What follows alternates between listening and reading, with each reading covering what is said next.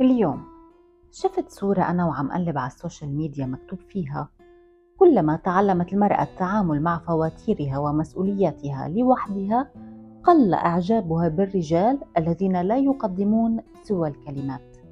وبكل صراحة إيه، ما عادت غيرنا الجملة المرتبة ولا الوعود لما إلى رصيد، لأنه لما بتتعلمي تشيلي حالك بصير فيك تفرقي بين الكلمة والموقف. في رجال بيحكوا وبيحكوا، بس إذا سكتوا شوي بتكتشفي إنه ما في شيء غير هالصوت، أما الموقف عنده فهو عدم.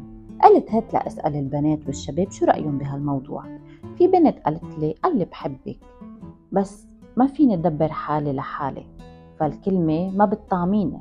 واحدة تانية قالت: أنا مش بحاجة مشاعر، أنا بحاجة شريك بالحياة. واحد قال لي: بسمع هالكلمات كتير بس ما بمرقها، مثل ما أنا بدي بنت بالحياة تعطيني مشاعر، بدي وحدة كمان تكون سند لإلي وواقفة حدي. وشاب تاني قال لي: صح، الحكي ما بيعيش، إذا ما كان في موقف فهو فعليا مش زلمة.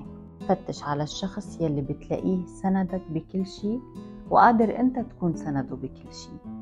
الكلمة الحلوة ضرورية بس مش لحالها.